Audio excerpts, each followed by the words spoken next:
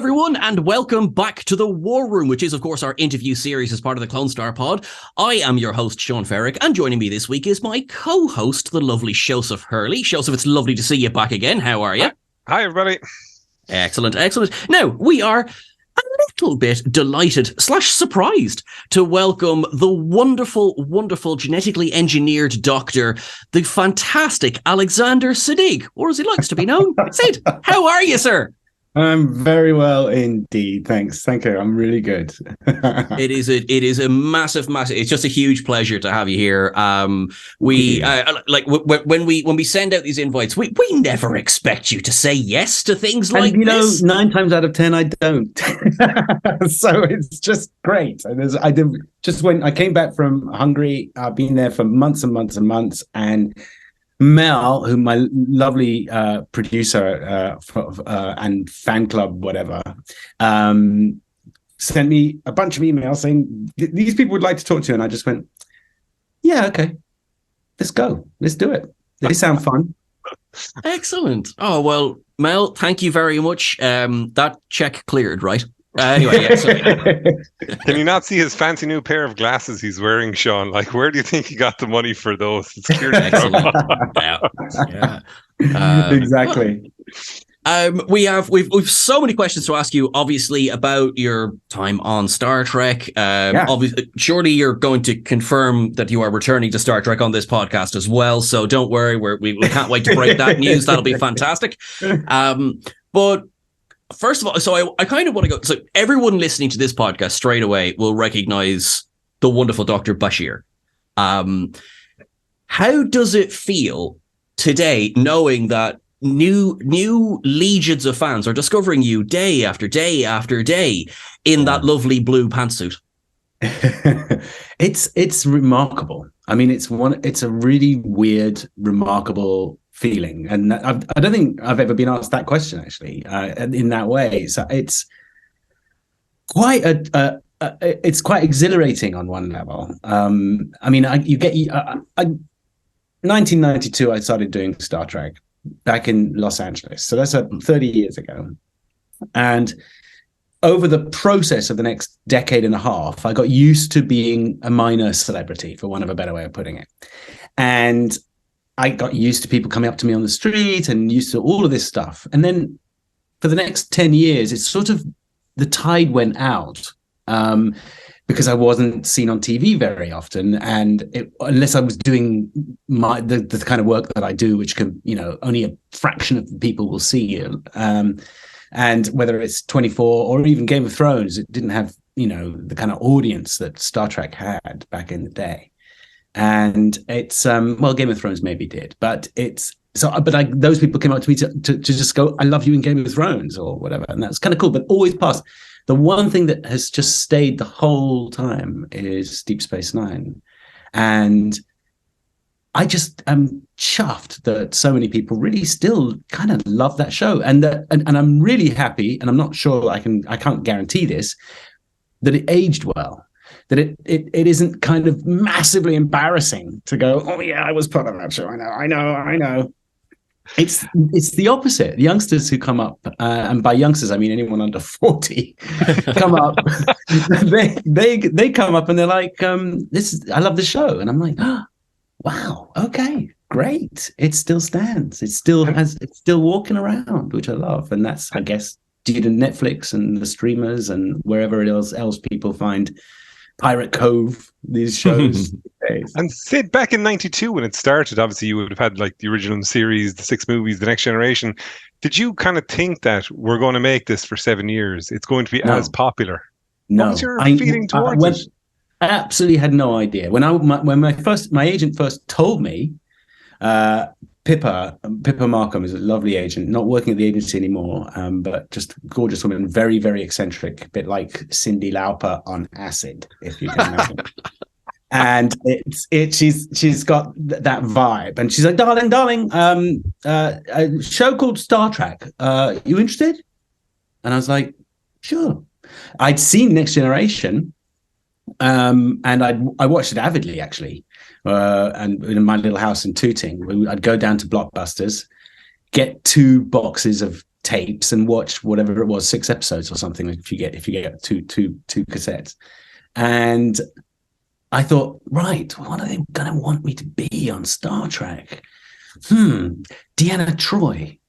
Now she looks vaguely ethnic, and she's English. Maybe they want me to be her like brother or half brother or something. So I honestly thought I was going to play Deanna Troi's half brother. And then the contract arrived like 3 days later, which was 25 pages long. And I sat in the garden with my mates, 3 of my friends, who all came out to Los Angeles later, by the way, because that was a kind of, we got back together, recreated that moment of getting this contract. And we just looked through it, and I was going to get paid $7,500 for every show. And there was going to be merchandise with my face on it, and I wouldn't receive anything for that, but that's okay. And then there was tons and tons of pages of all of this stuff, and we were so amazed. And then I had to go and audition in Los Angeles, because you have to sign the contract before you even go to the audition in America for series. And there was a row of people outside, none of whom really looked like me. And they were all waiting to audition for Dr. Bashir. And as soon as I arrived with the casting director, they took me straight in past all the people.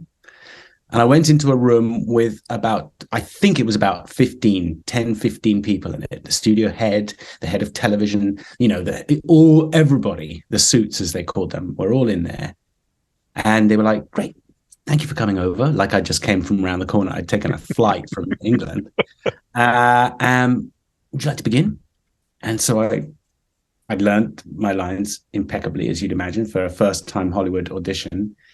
And someone else said Nanar's line, because that was the cue. And then I went, no.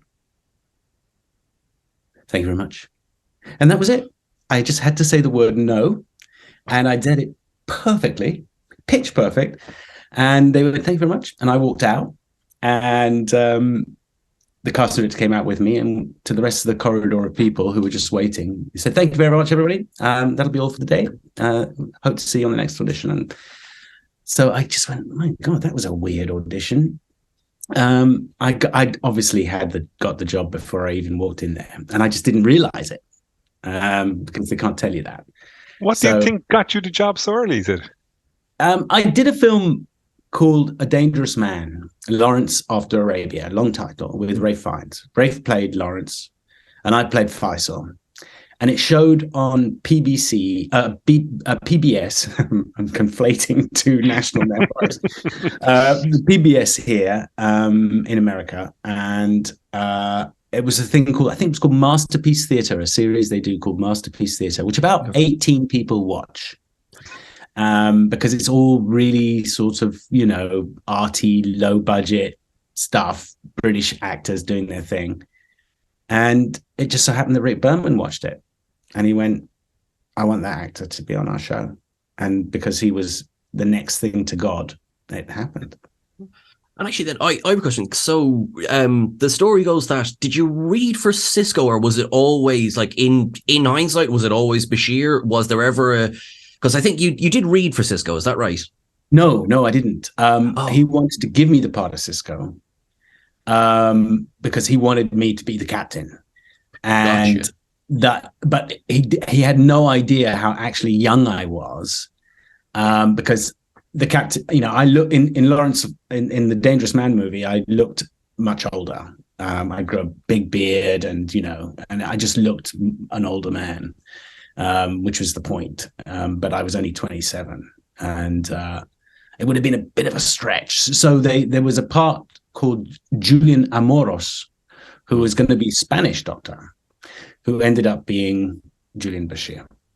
Now, Sid, as well, I'm just going to jump in very quickly. It's an observation rather than a point. If you took off your beard right now, you look the exact same as you did on Deep Space Nine. It's true. You aged a day. Like, there's not a wrinkle on your face anywhere. Funny. I'll tell you, all sorts of body parts are failing, mate. It happens. It happens. Just a heads up about reaching. It's all right. Well, at least at least it's not your face. I mean, whatever about one of the legs is gone, and kind of. But my body is like there's a little teeny Scotty in my body. I don't think I can hold her any longer, Captain. Because it is funny. Like, I mean, it's been said before. You do look like you're the kid on set. I mean, basically, yourself and Jake looked around the same age in those first couple of seasons. And I was going through one of my several rewatches of DS9 recently. And I have no problem with this. I am 35 years old. So the episode where you're about to turn 30. I have to say, it's a bit like, I find it harder to sympathize with the character in this one than even a few years ago. They're just like, you look like you're turning 20. That's true. Yeah, I had a baby face, but it was always really useful because I could always play under myself. So all I had to do was look over my shoulder at myself 5 years ago, and I could just play that. Which is kind of what I did with Bashir, because I had a lot in common with him. And I would literally just rewind myself 4 years or 5 years and just play myself from a few years back. And what did you see in Bashir that you see in yourself, Sid? I think the fact that what you see is not what you get with Bashir. What apparently is this exotic looking dude, fairly, you'd think he would be in the romantic type, that all of that stuff, he'd be confident, assured, is absolutely not what Bashir was, and certainly not what I was at the time. So I was very similar and also I may as well have left the planet going to Los Angeles for the first time in 92. I mean, it was from the difference between West Hollywood and Tooting is pretty broad. Even by most people's definition. Shooting in South London and West Hollywood, boom, head blown and mind blown.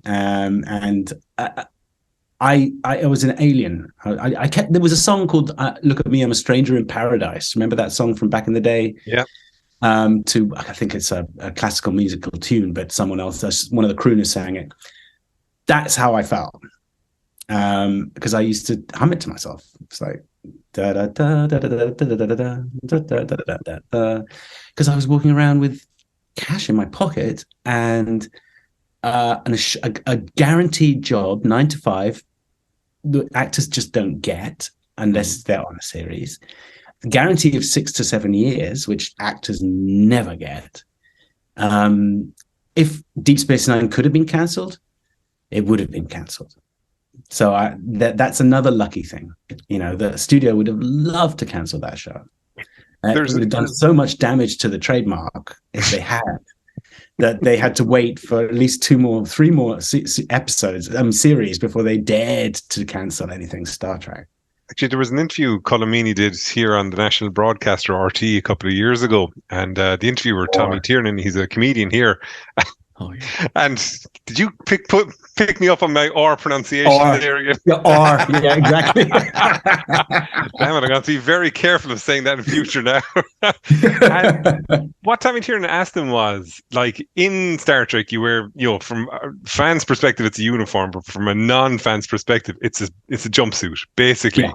And he asked Colomini, did you feel kind of silly doing it? Now, Colomini kind of said, no, of course I didn't feel silly doing it. Did you ever feel silly doing it? Did you kind of feel walking around the set, seeing all the aliens' makeup? Did you ever say to yourself, this is utterly ludicrous? Or did you say, no, this is absolutely brilliant and this is completely immersive?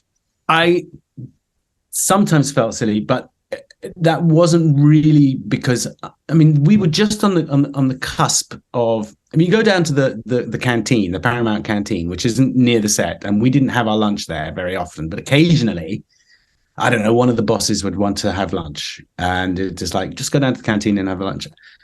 And it was like the old movies when you go into the canteen and you see people dressed as Indigenous Americans. In the time, they weren't called that. They were called something very different. And, there's spacemen and aliens and can dancers, and because it was Paramount Studios. So you couldn't feel silly on Paramount Studios, because it is one of the most beautiful studios in the world, and it still is. I mean, there are some other studios. Fox is a beautiful studio. Universal isn't too bad. But Paramount is old school and gorgeous, and really hasn't been changed very much since it was, I guess, RKO or something back before it was Paramount. I can't remember what it actually was. So I didn't. But what I thought you were going to say, did I feel? I felt, if anything, not quite.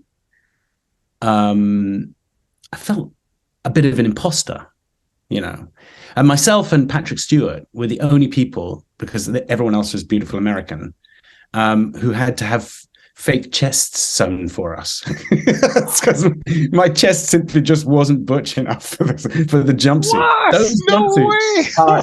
Oh yeah, it was a quilted T-shirt. Patrick had one, and I had one, and they had these very Greek pectoral muscles stuck in there, and a couple of ab ribs just to make sure, just in case that showed, because they're very difficult to wear, those onesies, if you're just a normal person. I mean, you really have to be buff. You have to go to the gym. I was going to say, when lockdown happened, Cho is well aware of this now. We all manifested our strangeness in different ways. Mine was collecting cosplay. So I started to try. So I picked up that jumpsuit, and it sounds like you and I had the exact opposite problem. As in, I had a little bit extra, shall we say, at the front. That those jumpsuits are not flattering. They do not flatter. You have to be bang on, or you're dead. I mean, you're going to be. You're in trouble. And the women had to work incredibly hard to stay in shape for theirs, because theirs were even more stretchy. They were designed to be sexy. Absolutely, and it's bloody hard. So in your when you were in Deep Space Nine, said you would have worn two different uniforms: the original one, which is black, which is the collar on top and the polo neck underneath, and then the later one were both of them as uncomfortable as each other, or was one a bit more kind of bit of giving it, say? They were both wool. I mean, I the first one was I think they were both wool. They were made of gabardine, or worsted wool. So they were very good fabric. They cost an absolute fortune to make. Someone told me they were $3,000 a piece, and we had 2 or 3 of them. And I think they were both equally uncomfortable, but I can't really complain, because I never had to wear a lick of makeup, and those guys spent 3 and 4 hours sitting in that chair, in a coma, waiting for people to finish their stuff on them, and all I had to remember to do was clip the elastic stirrup from my costume to keep it from riding up under my shoe, so they wouldn't ride up when I sat down. So I didn't have anything to complain about. It was I've worn much more uncomfortable things and shot in much more uncomfortable places since. That's actually that is gas. I'm actually wondering, so you were saying obviously you had been a next gen watcher all the way through, and what happens then when you come into work one day and there's a script for Star Trek The Next Generation featuring Dr. Bashir? How did that feel? By then I was super blasé, I was like, I'll do a next gen. You're going to give me $7,500 for that too? Sure. Let's do it. Let's go. I became accustomed to this new lifestyle very quickly, and I just got used to. I got used to the routine of. In a way, it's kind of sad, because now it's not something I'll ever experience again, and I should have somehow taken more of it by the throat and actively enjoyed every second, but. I was more worried about finding the latest computer game in those days, and, which were pretty, scrolling desktop computer games with little characters running around going. And Sid, do you remember the first time that you kind of realized people knew you on the street? Like when the first time someone came up going, "Oh my God, it's Dr. Bashir from Star Trek." Do you remember? I sort of have a recollection of that. I mean, it is incremental. There were a couple of things. I was waiting. the studio would organize something like I would get to go to Disneyland, and they'd make sure I wouldn't have to stand around in a queue. And when I was in that kind of environment with hundreds and hundreds of people, even fairly early on, about sort of 7 or 8 months after the show aired, people were like, there's that look you get, which is, it's not the same as I kind of fancy you look, which I did confuse it with for a long time. Every time a girl looked at me, I was like, oh no, she probably just recognizes me. Just that's out of the window. But we waited, got through all the queues very quickly, and then I went down to see Mickey Mouse because the boys were very. Actually, this is quite late in the piece. Early on, weird things would happen. I would be at a convention. Obviously, everyone recognized me there. One young lady everyone was giving me things to sign, and one young lady gave me a copy of Playboy, and I remember it to this day. It was Southern College edition, and I was the appropriate age to be looking at that, so I'm not too ashamed of that. But she pointed to a page where she was, and gave me her number in her hotel room. That kind of thing never happened to me. Never happened to anyone I knew. That's from another play. That is a Hollywood story. That sort of thing didn't happen very often, but you would get into these encounters, and I had to change my signature because I was still Siddig El Fado at that point. And I did remember someone coming up to me while I was waiting, getting cash from the cash till. And they were like, have you got any paper? And I was like, I haven't got anything. And this thing spit out a receipt. I was like, hey, oh, here you go. And I wrote my signature on it and gave him my cash receipt from my ATM. So he then had my bank account number and my signature. And my balance. Hopefully this is someone who has just, by complete accident, has proven themselves the most trustworthy person in the world, who, armed with this information, has just gone, look, I've got the... I do have just one question. Was the hotel room nice? I didn't go. See, Bashir and Sid, very similar. I didn't go. Someone other than Bashir or me probably would have. And Sid, over the years, how did your approach to playing the role of Dr. Bashir change? Like from year 1 to year 7, the characters have to develop. But how did you change your approach to it, or did you change it at all? I did. I tried to develop it. I tried to get better. It's quite a unique situation knowing you're on a television show that can't be cancelled, and that you're a character that can't be fired. Because I know the studio tried to fire me and cancel the show. It's like they tried everything they could. And Rick Berman had to, yeah, for real. Rick Berman rescued me for the first 2 seasons after each season. Because the studio didn't think I was butch enough, the correct archetype for the young romantic lead that I was supposed to be playing. And obviously I never got, anywhere near Jadzia Dax, Terry Farrell's character. And that was part of the problem. It was like, this isn't going to work. And Rick was like, you're not firing him. And because they listened to him, I survived. And I can't remember the question. What was the question? There was something. Yeah. So I developed, and I used that like grace of going, oh my God, I can't be fired.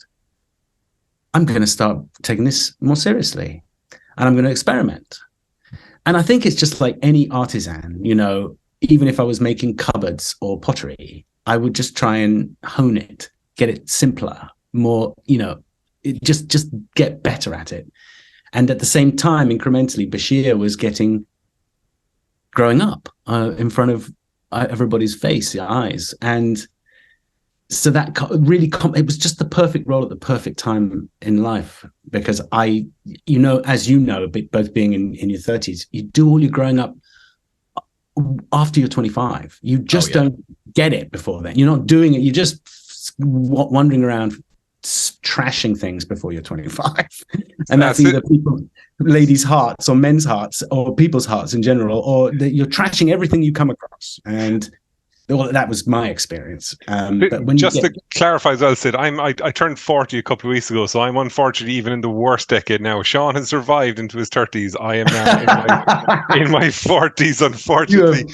You have settled down. You are now an immovable object. Whereas I plan to celebrate my 35th birthday several times. And Sid, just in terms of what we were saying about the development of the character and as you kind of grow and all that, is there any episode you look back on where you say, if I'd my time to do again, I'd approach that totally differently? No, not that I can think of. I mean, I may have done a bad performance here or there, but I didn't know. No one told me. I don't think so. I mean, they were. I think I could say hand on heart that every performance was the best I could do for that particular moment in my life, and it built a knowledge, an expertise, for want of a better way of putting it, that gave me a career. Gave me an acting career. There is nothing I hadn't handled already on some extreme level on stage doing Deep Space Nine that was going to surprise me later on in my career, whether it was running around after, an emu that had escaped, or, working with various animals and babies, things going catastrophically wrong, tragedies. I mean, the life over 7 years, you live with everybody, and those up to 300 people, you know them very, very well. And it's a bit like school.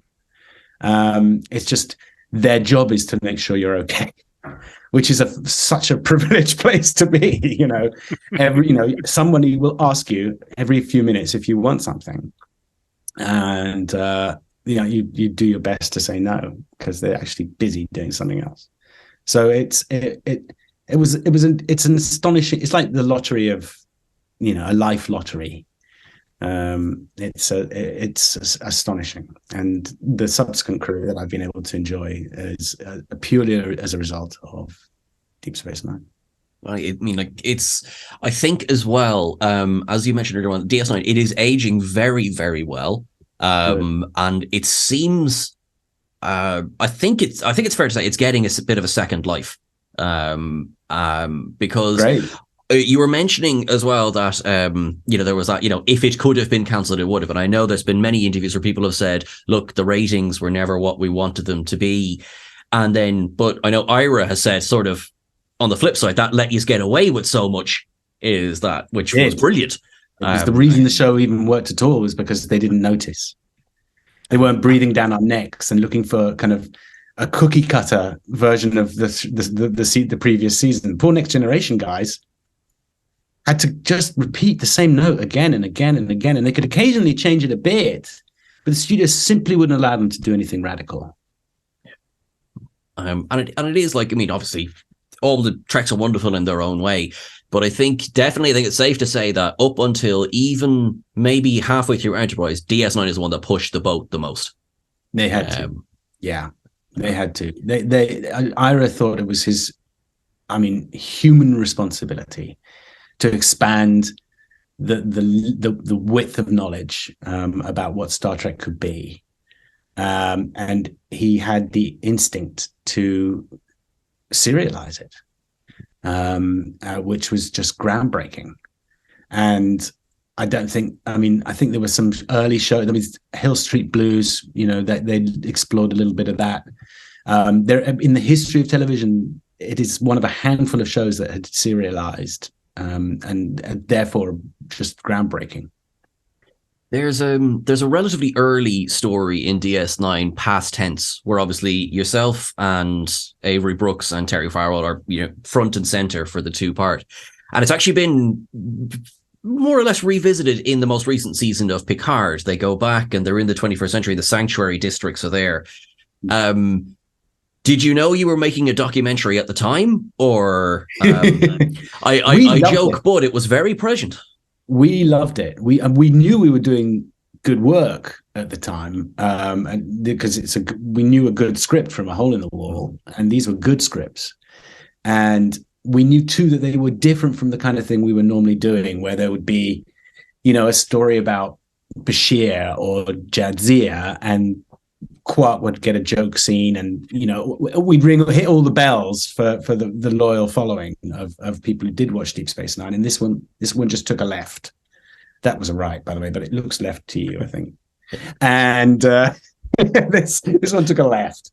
It's one of them. We were suddenly shooting outside in a backlot, and we very rarely did that.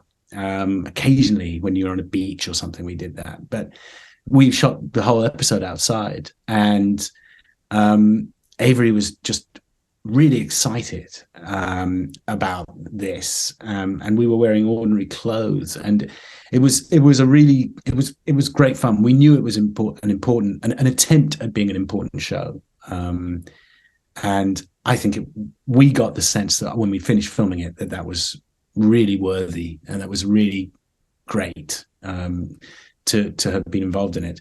We didn't obviously realize that LA would end up looking like that, basically.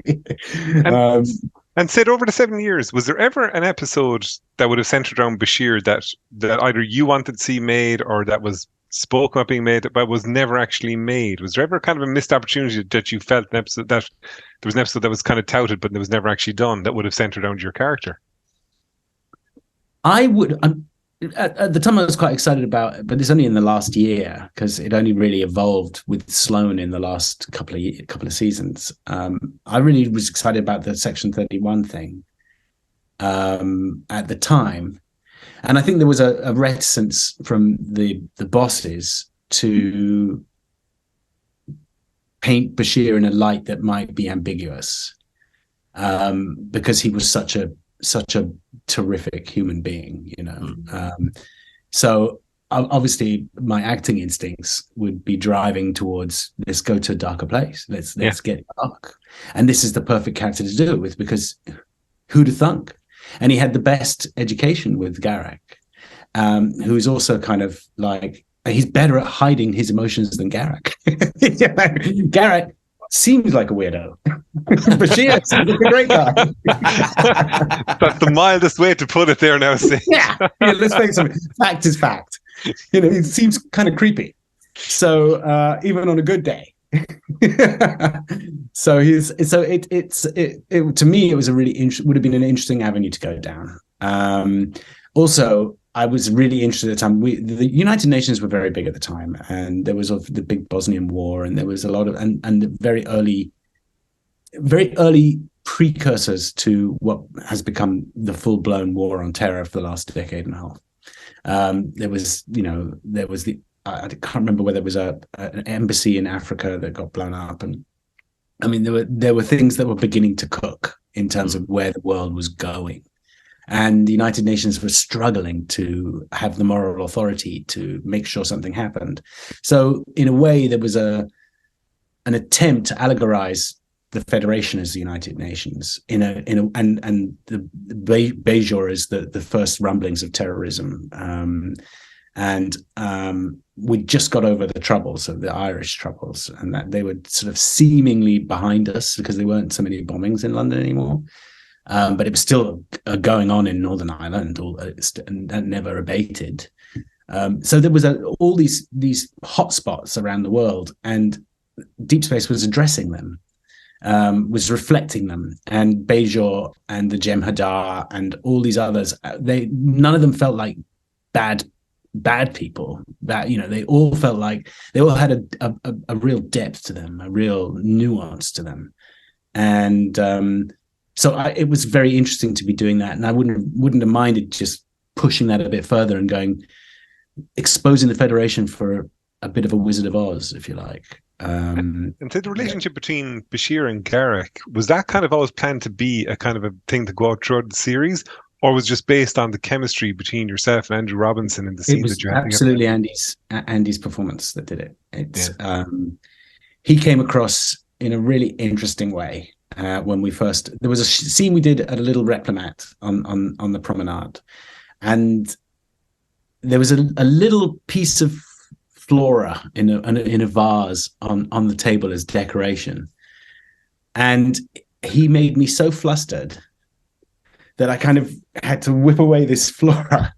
But that really I knew at the time, sometimes when you're acting, you go, that's it. That's what it is. He's freaking you out. And it can, and what's beautiful about it was it comes across as either flirtatious and coy, or it comes across as creepy. And we decided to go the flirtatious coy route. So we got a lot of traction because there was from the gay community, because they felt a tiny bit represented by this relationship, and that was pretty electric for me. That was like amazing that acting can push those buttons. And obviously we went to town on that if we could, between us, when Absolutely. we could.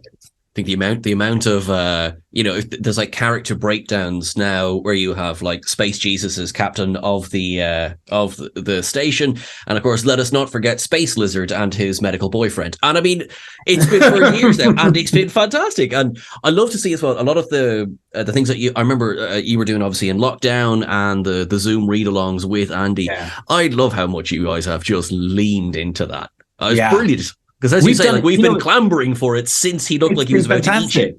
It's been a great release, and we wouldn't have done it had not someone else written it. I mean, someone else wrote that, and they went, "Can you try this?" And the fun thing about the Zoom thing was that I could occasionally ask, people, "Well, come up with a story, and I'll try and find the actors, and we'll do it." And so we came up with several stories, and we had to shortlist them in the end. But there was one where Garak and Bashir are happily married, have been for years, and treat each other like husband and wife, husband and husband. They treat each other entirely conventionally, and it's lovely. It was a really great show, and I mean, if only George Takei was allowed that kind of freedom back in the day. Yeah. Just think how evolved Next Generation. I mean, the original Star Trek would have been. Just think how. I mean, obviously, ridiculously naive for me to think that's possible because it was the '60s, but it's still astonishing that it just couldn't happen in the '90s. We couldn't do it in Deep Space Nine. It was talked about, but we couldn't actually name that. We couldn't make that. It wasn't until there was, I think it was Will and Grace or something like that, first male kiss on TV. I can't remember, but it was quite a few years later. And I'm sure there's been more, but that's the one that I remember. There's a lot of relationships like that with a lot of our characters. I think that you'll find that we alluded to them and we didn't actually do them. And I think that there are some very interesting tropes being explored. I like the Jadzia and Worf combination, for example, was really fascinating because it throws up all kinds of issues. And Jadzia being two people, they, them, and that's really interesting. So there's a ton of stuff that we would have run with had we been a 2020 show. And then he said 2010. But I don't know. I think the constraints are quite interesting. I watched a bit of the latest Star Trek, which I love, especially not Picard, the one before that. Discovery. I'm not naming it. Sorry? Discovery, is it? Discovery. Brilliant. Thank you. I couldn't remember the name of it. And I only watched a few. I don't watch TV if I can help it. I only watched a few episodes. But I loved what they did with the Klingons and how they revamped them and made them so much more authentic and so much less sort of caricatured, if you like. But I also noticed that they have the freedom to do all the things we couldn't do back in those days and explore sexuality and identity and various things. And this is slightly controversial, and I'm not sure the show benefits from that. I think the constraints are really useful because art works well on the margins. Art works really well with opacity. And once you shine sunlight onto it, it becomes quite literal and difficult, and you have to make a choice.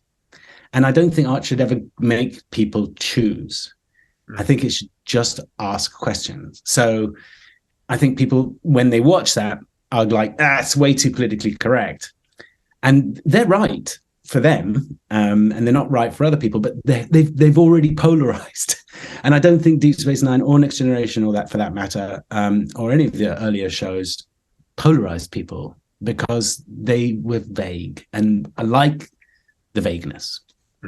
I think that's a very interesting point. It's the show don't tell argument for a lot of it. It's still a great show, don't get me wrong. I mean, I think it's still a wonderful show. I mean, that doesn't take away from the talent of the actors and the fact that a lot of people get really great comfort from seeing some of the depictions of characters and relationships on that show. It just does polarize a little bit. I think you're right. It's definitely the Star Trek that is out there today is very much its own beast. And even in the 47 series of Star Trek that are there at the moment, it's sometimes it's hard to kind of keep up. But I have to say I love that we revisited Deep Space Nine so recently. Did you get a chance to see the episode, the Lower Decks one, where they go to the station? No, I didn't even know there was one. Okay, well, I won't say too much, but there is an episode in the most recent season of Lower Decks that features Deep Space Nine, and now it will be a very angry phone call to why wasn't he in this episode? But yeah, snob, and I refuse to do it. Oh, absolutely. Is it the fact that it's animation, or the fact that it's Star Trek? To quote the late great James Horner, well, my career has moved beyond Star Trek. Yeah, hurrah. Sorry, go on, Sid. No, I'm much more interested in what you have to say. I was going to ask you, just outside of, say, I was going to, for want of a better term, work, what was the relationship with the cast like with Gaudi when you clocked off? Did you kind of just go each other's separate way and go, I'm not going to talk to you until Monday? Or would you kind of meet up and, all right, it was totally that. We were very unfriendly. It was, and the Next Generation were all over each other. And they were really friendly and, really loved up. But we just very professional. I like to call it professional, but it's just unfriendly. We just went home. I was like, I can get about 6 hours of gaming in before I have to wake up tomorrow morning. So I'm out. And everybody had their own version of that. And it got so bad from my point of view that so I'm under a military airbase. If you're hearing that aeroplane. So I got so bad from my point of view, they called me into the main office to find out what was wrong with me, because obviously I looked a little tired, and they thought I was on drugs, and they were trying to figure out whether or not they could do anything. They genuinely wanted to sort of get someone to help me, find the straight and narrow again. So well, hang on a second. I have to ask, right? Back in the mid-90s, I'm trying to work out, what games were you playing? I'm trying to remember, but I'm pretty certain I was playing a game called Ultima Online. I was basically exploring the outer reaches of what was possible on gaming. So I would play, a little bit of, I don't know, it was Doom started, I think, back in those days. Yeah. There was all those sort of early games, anything you could play on a clang modem. Yeah. Was what we played, and it started to go online a lot more. So you could play all the Dooms and stuff much earlier than the 90s. Yeah. But there was, I think, the massively multiplayer games, I think they're called, which is MMORPG. MMORPGs or something. Yeah, exactly. Those developed in the early 90s, and I think Ultima was one of the first, and then there was EverQuest. If you wanted to go upmarket a bit with the graphics. And I played, that was my jam. I liked all the massively multiplayer games. They were my favorite. And So what you're saying is, Sid, when I want to do a DS9 rewatch and I look at you and I see his eyes look a bit red, he was probably playing Ultima Online the night before he filmed this episode. He was playing it until about 3 hours before I went to work, and I would get a quick kit going. And of course, which kind of makes a mockery of me saying, I love developing my character. Yeah, and your character was dealing with an addiction no one knew about. And just in terms of, obviously, because he didn't meet too much outside, and because we're Irish, we have to ask, what was Colm Meaney like off the stage? Was he the exact same as he was on screen, or was he a totally different person? He's exactly the same. I don't know if he'd like that. I don't know if he'd appreciate that, but he is exactly the same. A little bit taciturn, good for a laugh, likes a joke, very, very much a boy. And no ambiguity there. Likes a good pint, a sweetheart. But if you anger him, boy, are you going to hear it? It's going to be like, really? Oh my word! Yeah. If he gets, but he would never get unjustly angry. He just would never hide his anger like a coward like me, who'd be like, I can't believe you said that to me, and I'd be like, hang on a second. Then, Sid, you've got to give us the inside scoop. What was the biggest outburst you ever saw from him? I don't think I ever saw. I mean, he'd be like, "This is ridiculous, guys. What time is it? The crew have to get to bed. We've gone 3 hours into overtime, and this is absolutely." He would lose it for that sort of professional reason. But I never really. You just know about someone. I'm not crossing them because they will fuck me up. Yeah. That's gonna happen. And it's exactly how I felt about Colin. Also, Avery. I would never have even dared to do anything that might upset Avery, because he would just chew me out. What was it? Avery, famously chill, kind of like turned up late, left early, that's, no stories of Avery have ever said that. Boy, it would be a very scary scenario. I remember at an appearance a few years ago, Terry Farrell came over to Ireland. She was in partnership with group Star Trek Era, and this was before the documentary had released. Right. And so everyone in the room was like, "Can I ask you? I want to ask you about it." But somebody went, "What was it like working with Avery Brooks in the beginning?" And she says, "I had to tell him to chill out once or twice." Yes, she has that. She had the huevos to do that. She had the courage to do that. No one else, not many other people would. Nana could have told him, hey, it's the world isn't going to end. But he came from his background was really interesting. His background is African American, militant African American. And also intellectual militant African American. So he was oppressed, something that I do not understand. I just do not understand it. I suffer from some of the side effects of it. So because some people think that everybody's the same. So some people will call me a rude word once or twice since I've been here, but he grew up with it. Every single day, everything that happened to him was as a result was segregated, and he had to be different. That doesn't exist in the same way in Ireland or in the UK. It's very different. There's an institutionalized sort of problems that we have in the UK, but there's not that total they and us problem that they have in the States. It is, as you say, it's not something that certainly we've experienced here. It's a shame, obviously, that it is such a thing, and that it seems to be kind of coming back a little bit. I think people could do with watching a little bit more Star Trek. Yeah, I agree. I mean, what's happened is that we've just been really encouraged to misbehave recently, since the last 6 or 7 years. It's like, come on, I know you're a closet racist. Get it out and proud. And unfortunately, people have just fallen for that. But it's just cries for help. I don't see that any of these people. I generally don't feel that racists, most of them, are bad. I think most of them just are ignorant, and they haven't figured out how to get close to it, find another group of allies.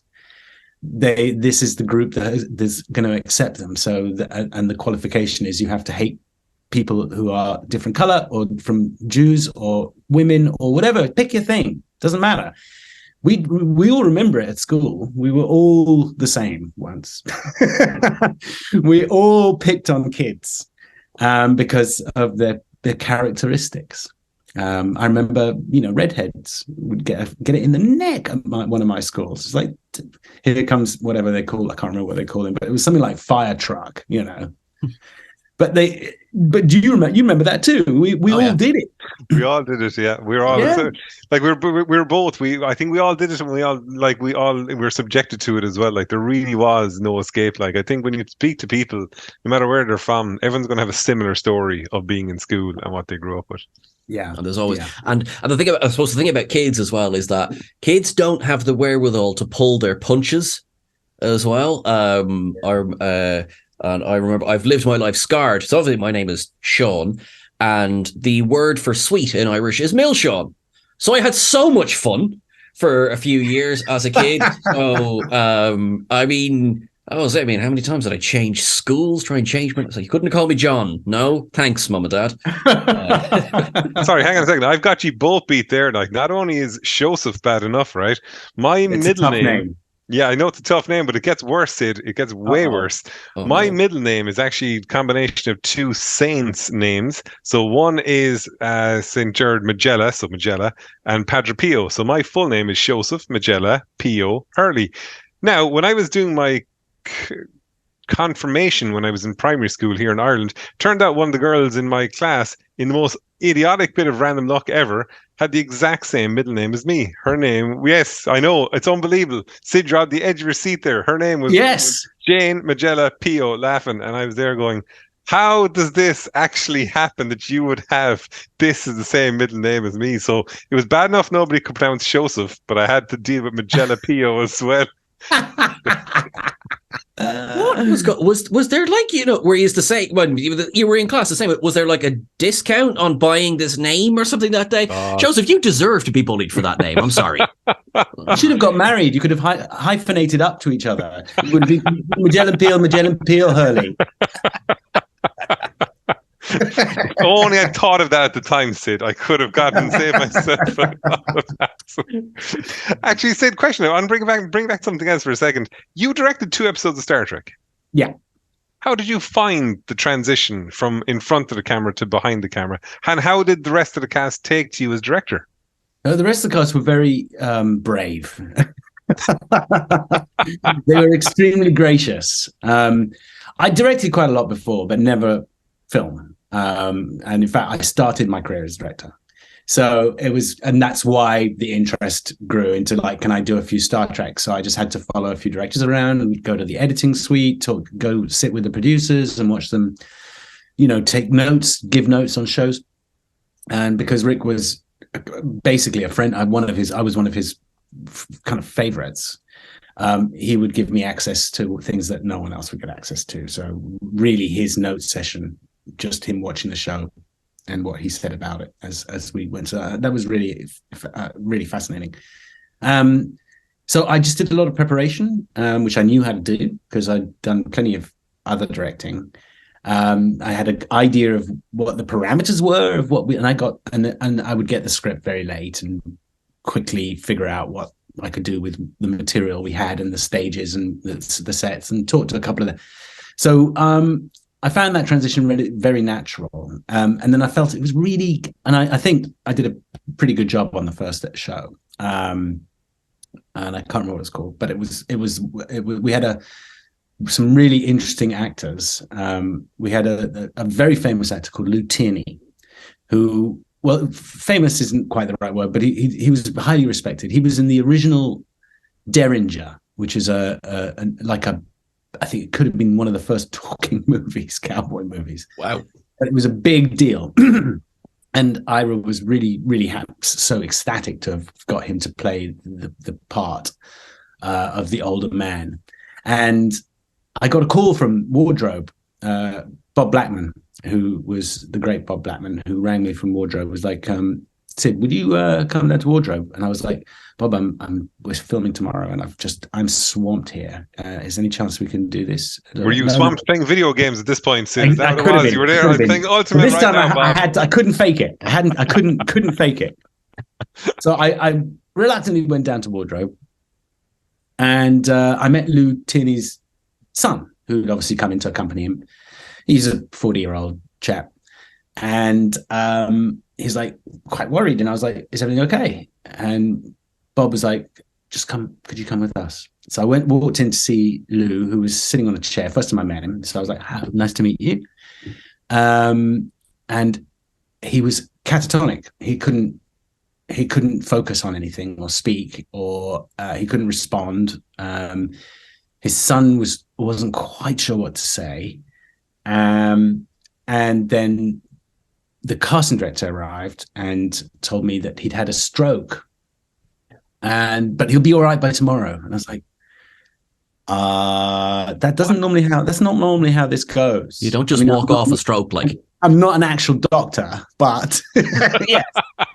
But poor Lou was sitting there in the chair, and he arrived to work the next morning, and I have to say he did fantastically well. He didn't slur his words. It was a few days later. It wasn't the next day. I was exaggerating, but it was things happened quickly. So it wouldn't have been more than a week. He wouldn't have had a chance to really get his shit together. So the only thing you can do is remember the words of anything. So I sat. If you sit on a chair and you just spread your legs a bit, like guys do on public transport. Oh yeah. I sat between his knees, and I looked up at him from there and read every line to him, and then he repeated it throughout the scene. And then he would suddenly sort of snap out of it and go, "I'm going to swear right now, just to warn everybody out there," because Lou didn't mince his words. "Who the fuck is the director here?" And there'd be this little hand coming up from beneath. "It's me. I'm the director."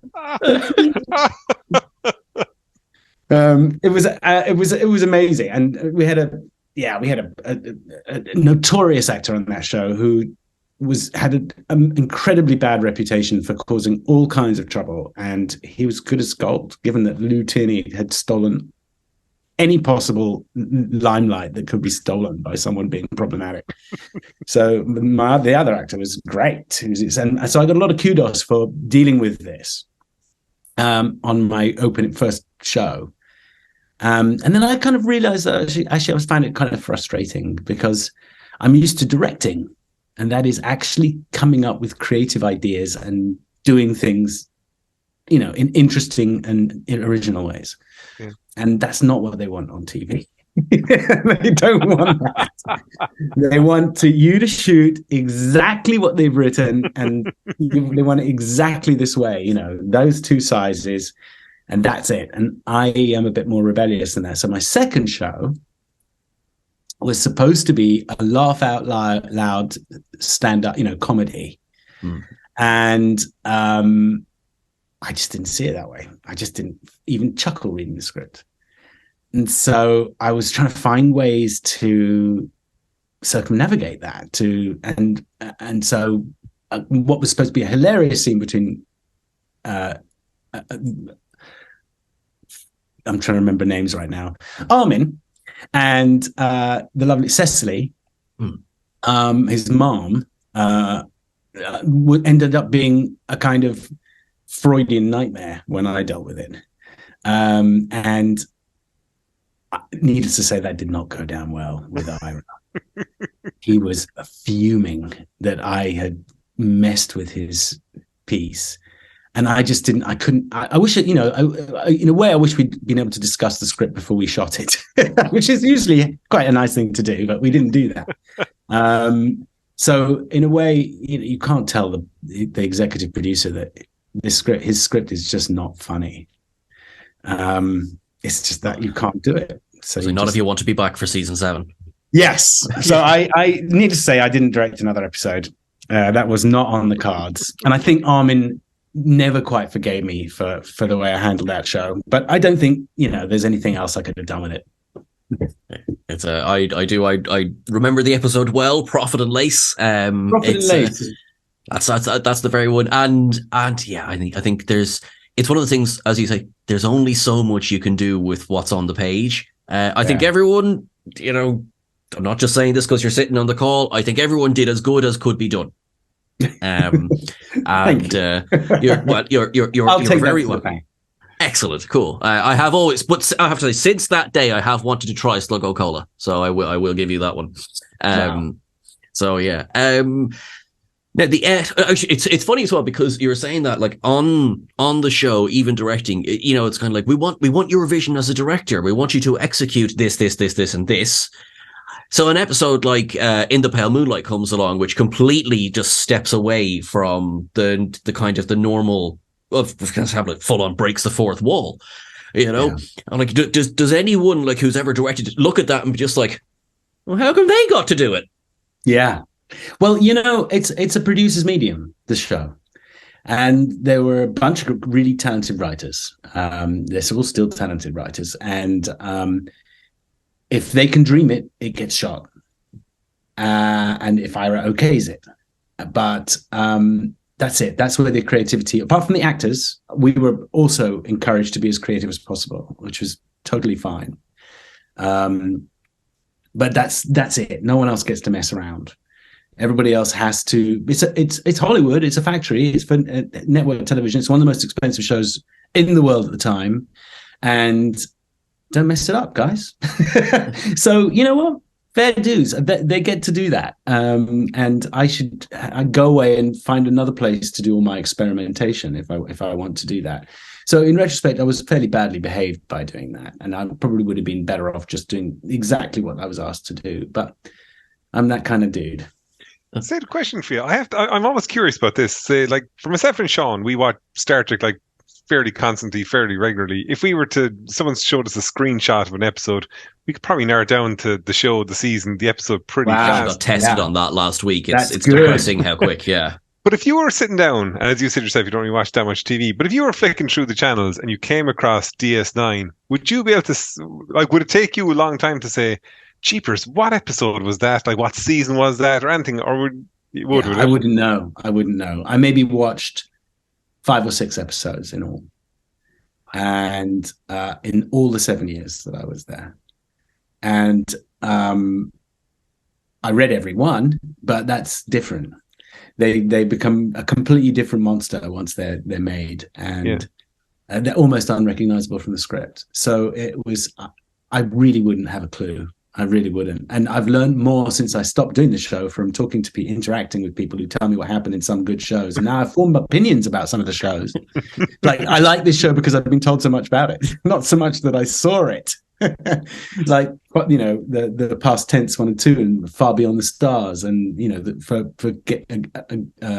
Bashir's character, The Quickening, and Garak and Bashir, The Wire, and these are things, but I only saw a few episodes of anything. I saw past tense because I knew that was going to be special. I saw the opening, the first episode.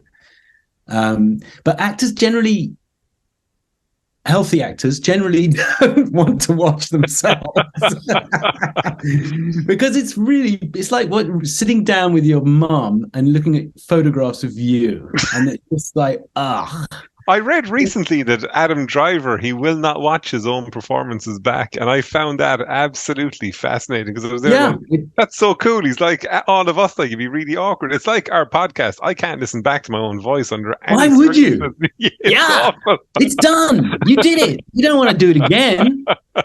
Yes. Yeah, I there's a technique you can movies when I occasionally do films, and there's a moment you come in and it's a screening gala for a festival or something, and you go in, everybody's milling about, and you get up on a stage and say hi and thank you for coming, and you go to your seats, the lights go down, movie starts, and I go to my seat, the lights go down, and I just leave.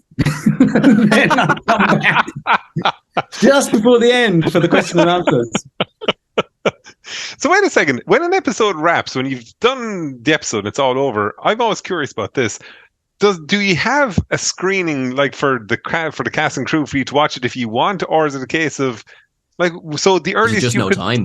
So the earliest you could see it is when it's broadcast on terrestrial TV. Is that right? Yeah, really? Yeah. About 3 months later. So it takes about 3 months from can to screen, and it's and it just gets beamed out of Paramount Studios around the country, and they had to stop that because obviously people were intercepting that somehow and pirating shows. But Yeah, they've got all these big satellites at the studio just to beam all these shows around. At least I'm assuming that's what happened. It could be.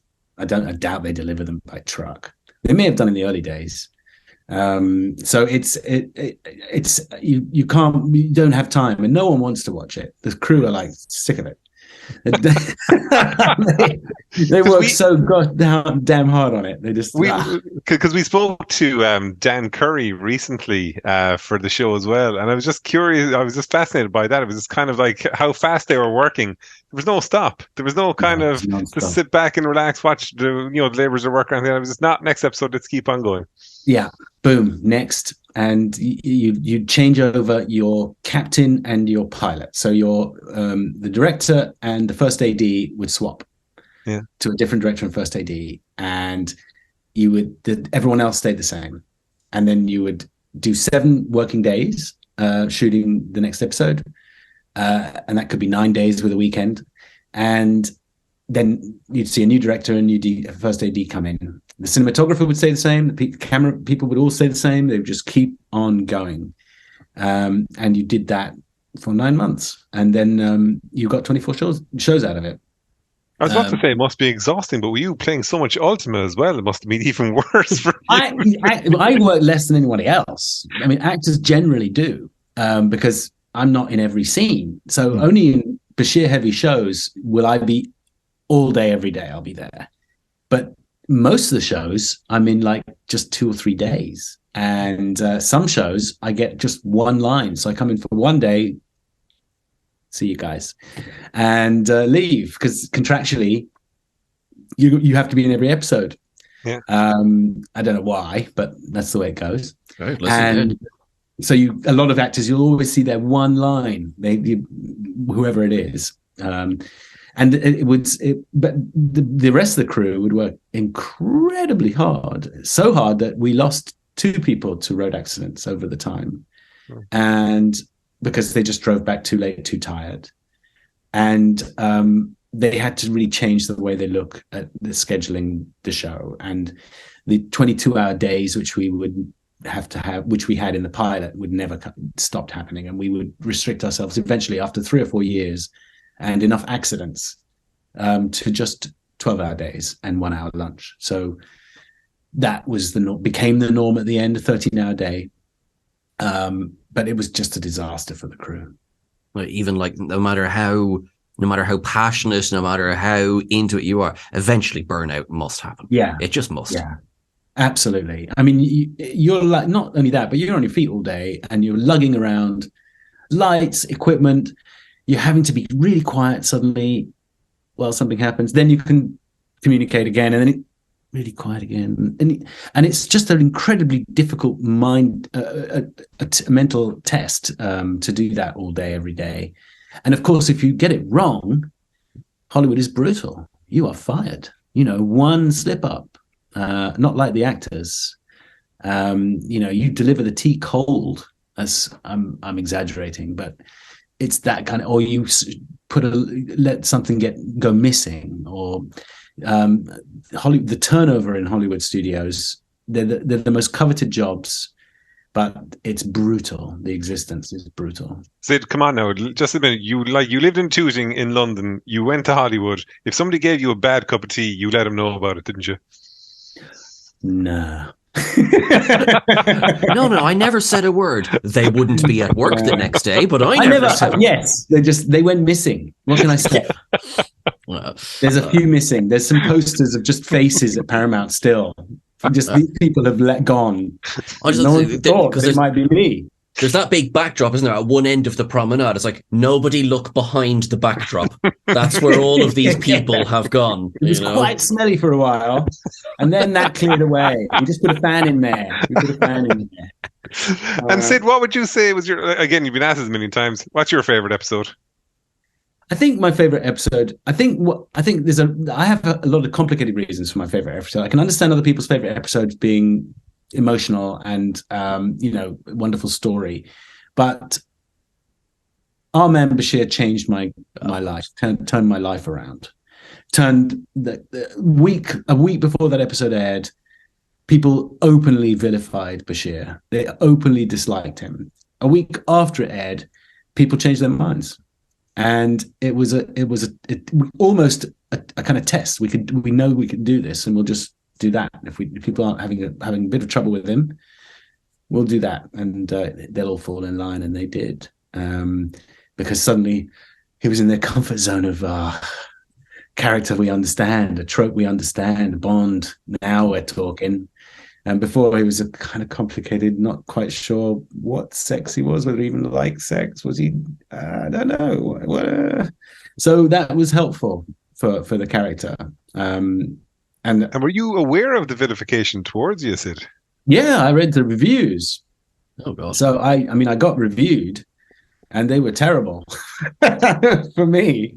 I wish I could keep them or even track them down. It's pre-internet, but one review, I don't know, it was one of the big papers, and I finished a sentence by just like, and Bashir throws like a girl, and that kind of was like, but that was kind of what we were aiming for, so we did. But it was ouchy nevertheless, and people, they just didn't like that. They didn't like a lot about the show.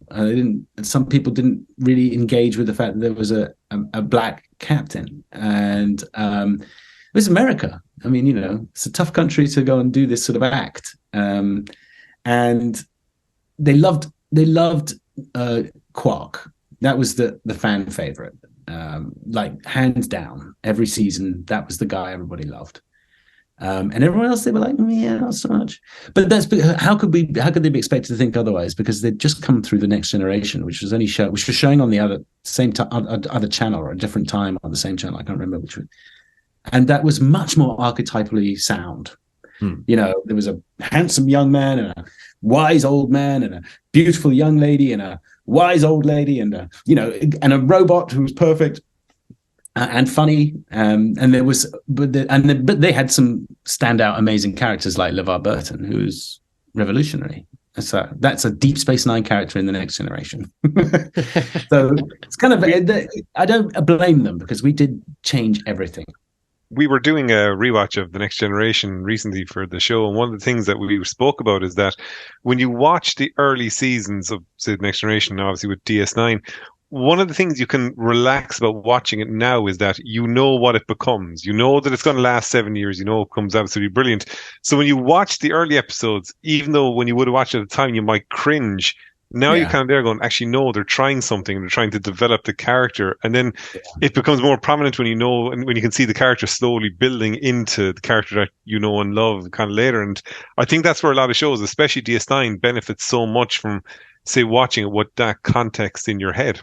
Yeah, actually, and you know what? Actually, further to what Sho was saying there, I think Bashir he grows up so much. And relatively quickly. Again, it's on this rewatch. I think it's, by seasons 4 and 5, he's gone from, super genius, slightly bumbling doctor to very proficient soldier. There's that episode, I think it's season 5. It's yourself and Jake Sisko, and you land on the planet. And I remember watching that being like, hang on, where did this Bashir come from? This is he knows what he's at, and of course, then into the Dominion War and everything like this. Yeah, and it's I think it's a growth that, and I'm going to put my head on the block here. Not many characters in, say, TNG, for example, because they weren't pushed as much. They didn't need to grow as much as that. And you do get it a bit on Voyager as well. But I think that's the benefit of DS9 sitting plonked beside the wormhole. Is that, well, we need to deal with what you did last week, and we need to plan for what you're going to do next week. Yeah, I was very lucky. I was also one of the luckiest characters in Deep Space Nine, in that my character was so expansive at such a rate, like you say. But I was growing up too as a person, and you combine that with the writers, and we kind of fire off each other. And I was, went through difficult things and got a bit more steady at the wheel myself. And I think that we both sort of fed off each other, and he did make leaps and bounds. But I was also, that was the kind of thing I was comfortable with, doing that sort of action.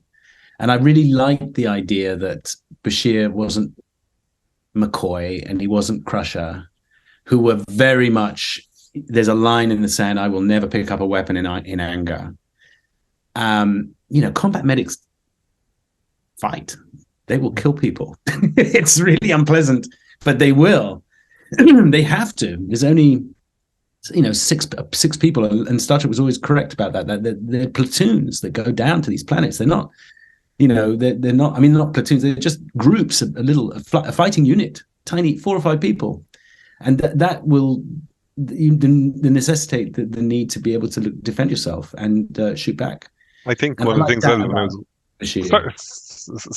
of the things I was just thinking was that in the second season, when the show started really kind of coming into its own, one of the things I always appreciated about Bashir and about your own performance was that we're all used to him kind of being a nice, gentle guy, but when Bashir meant business and he got quite serious, you knew about it, and it was a total change. Like, there's a lot of episodes to do with Cardassians in the second season, and there's a great episode where there's basically, I think it's an orphan, and it turns out that Gul Dukat has kind of been engineering this and all this, and your character and your performance at the end of the episode is calling Gul Dukat out, and it's how serious you get, and you buy the seriousness because you know the character's being pushed and he's kind of sick of the nonsense and he wants to cut through it, and because of your character you kind of might think he might be quiet and kind of reserved, not say anything, but in this situation he doesn't. He asks the hard question knowing he won't get an answer, but we all know what the answer actually is.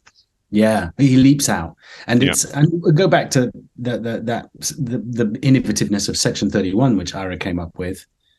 Putting Bashir in that suddenly makes complete sense, because actually, although there was a spoof of him having a holosuite idea of being a James Bond figure, he actually grows into that James Bond figure. He actually can manage to do those things if pressed, if need be. And his expertise happens to be medicine, but he can be pretty dark if you need him to be. He will be really sincere when he finds something difficult, or when he actually rarely gets angry. It's hard, it's tough. It's like, ouch, this guy's means it. That's a cool area. That's a cool area that Bashir was just getting into his stride. If we had another couple of years doing the same thing, I may have earned the right to be the captain that Rick wanted me to be when he first found. That's right. Deep Space 10, Captain Bashir. It's funny. So I often wondered when Section 31 came along. I was like, well, we never got another Bond episode, so is this it? Is this the next Bond episode? And then years back I went back and read it. It's like, all right, maybe it had to be, because I don't think MGM were very happy with our man Bashir. So yeah, we couldn't get away with a lot of that. That was the most expensive Deep Space Nine show shot up until that point by a long way. They blew the budget on that show. I could imagine that, because it does. It looks. Well, it looks expensive. And it's funny that you say that. We've just done the big, Klingons had gone berserk. Another great scene of, you holding Gul Dukat to task. That's so quotable. I'm sure Mark Alimo was lovely, but it's always great when you see people squaring up to him. Yeah. He was nuts on a bike, that guy. He was he was a nice guy, but I think he kept wolves. I'm not sure that's an apocryphal story, but I think he actually had wolves. And he lived not in a house, but in a trailer in the desert. If I'm putting all the pieces together, that guy was in for lunch. God, this is the best story I've ever heard in my entire life. This is brilliant. He was out there, Mark. It is. Oh, I believe that just from any one of his performances. I believe that. Well, yeah. Now, you've been very, very kind with your time, so thank you very much. So we're going to come up now toward the end. I have a couple of questions left. One is, I must ask, so obviously the documentary was just like a gift for DS9 fans. That was, again, Ira, Yeah. It was just love. It was fantastic. It was great. I remember I actually they did a screening of it in a local cinema here myself. My dad went to see it. So it was lovely seeing those big remastered scenes on the big screen. Yeah. It was fantastic. On the set, what you'd done 6 years with one Dax, and then you had a year with Nicole, and obviously you ended up doing quite a lot of scenes with Nicole. Was that how, I suppose, jarring was that? Or was it in fact jarring? Was it because you described it where maybe you weren't the TNG, we were all out for dinner every single night, we were colleagues? Was there much of an adjustment? There was a bit. I mean, I felt very sorry for her because she had just come in and to a group who had been together for years and years and years. And she knew she was only going to get a year out of it, or, maybe it would take a miracle to get much more than that. And so she really had to hit the ground running. But I was really excited by the character, Ezri Dax. And I think what the young Bashir couldn't contemplate, couldn't manage, the older Bashir was very comfortable with. So he'd really come full circle on Dax. He'd figured out how to fall in love with Dax, which he couldn't do because of his own boyish foolishness as a youngster. That was quite. So I really liked that tying up of that loose end, and the fact that they got together was kind of a universal sigh of relief that finally this guy who just kept throwing his shoes in his mouth finally managed to not do that for a second.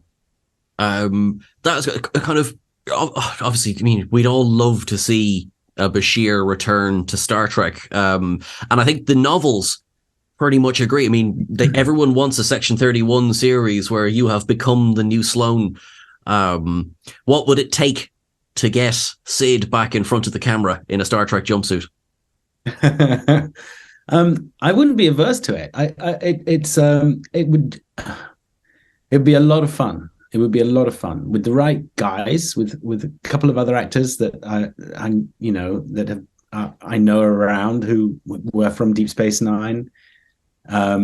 It'd be just interesting to know exactly how that works. The Section 31 thing is really clever. But what's his other life? Because he has to have, you can't just be the Section 31 guy. You have to have something to hide behind. Yeah. So what would that be? The significant other of the head of the Cardassian Union, I guess. Could be, exactly. Or it could be that he's just teaching medicine at some school, I don't know, but to be able to do the butch, the fun, dangerous stuff, he's got to be a great human being. His kind of soul is anchored in his humanity, and it's only people who cross that humanity. So that's really interesting about Section 31, is that spies routinely have to do things they find unethical or immoral. So, Sid, but what you're saying is, if you did agree to come back, one of the conditions would be that they would not sew something into your tunic to make it look like you have bigger pecs than you actually have, right? That would be one of the things I would want. Well, because clearly you don't need that anymore. No, I need it just like I always did, and I probably need like rock and roll socks too down my trousers. They would probably be handy.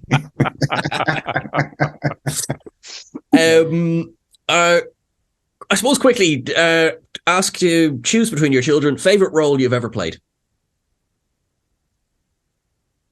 I played a character called Tarek in a movie called Cairo Time. And sometimes everything comes together at the right moment in your life. Your knowledge about people and your knowledge about the profession and your expertise at what you're doing, and everything there was a confluence of all those things at that particular moment in my life. So it turned out to be quite a nice performance, and I really enjoyed it. It was like a Star Trek is like symphonic, and this was like a chamber piece. This was just a piano and a cello. And I cannot not say Bashir, because it just formed me. It absolutely informed everything that I am today. and my experience of life and my child and getting married to Nana and living in America. And, all these things have formed me as much as anything has. So those two roles, I would absolutely say again and again. I didn't think that when I just finished doing Bashir. I was so relaxed to see him in my rearview mirror. I was like, now I can begin my life. But after a little bit of maturation, I can look back and go, you know what, that was the thing that made all the difference. And just say, for instance, if Bashir was a real life person, would you and him still be friends after all the years, or would you say, God, I've had enough of him?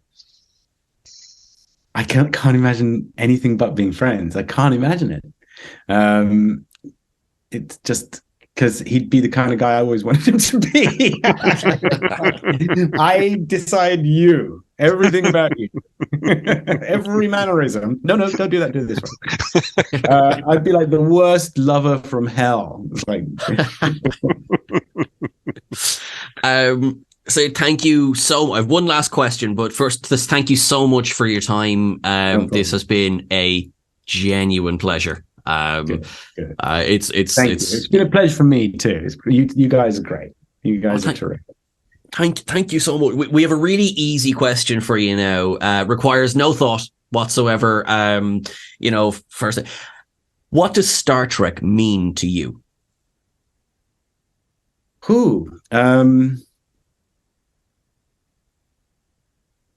I think it means, in succinctly, I think it means that even though we think things are going really badly in the world, and it seems though people really dislike each other, and that we're at war with someone always, there is so much potential in us that I can only assume we're getting better. And Star Trek, which is still going, is only building on that. So anyone who says that the world is a worse place now than it was 40 years ago, 30 years ago, is wrong. It's still pretty bloody, pretty horrible for some people, but we are doing so much better, and Star Trek really epitomizes that for me. That is beautiful. Thank you so much. You have been wonderful. This has been a massive treat. I suppose on behalf of both of us, I'm going to say this for sure, though I know he's going to say the exact same. We are so unbelievably grateful. You are so welcome. I had a really good time. Thank you, Sean. And thanks, Sean. I'm really happy that you made it. There's a terrific looking sitting room you have there with your Batman and your Star Trek Resurrection. Wrath of Khan. Sean, I think Malcolm got a role in that. My uncle got a role in that movie. Was it the Wrath of Khan? Is that the one where Khan gets the Shatner gets shot? Generation. I was actually watching that the other night, yeah, I mean, it's a hell of a legacy. He comes into Star Trek for 5 minutes, kills Kirk. He knows. He knew. He called me before he did that, and he said, "I wasn't going to do it." And then I heard I get to kill Shatner. If you want to cement a legacy, there you go. In fact, creepy as it sounds, I think I've your uncle's action figure in the next room. So brilliant. Yeah, brilliant. There we go. Yeah, as a whatever-year-old, I walked into the shop and went, "I want the Soren action figure. That's the one I want." Yeah, that's wonderful, fantastic. Sid, we'll probably edit this part out in the episode, but can you stay on for just 1 minute after we finish up? Would that be okay? Yeah, sure. I've got like 5 minutes, if that's okay. Perfect. Okay, that's perfect timing. Right. So, in which case, note to self, edit ending. I think that's my Siri or your Siri talking to me. Okay.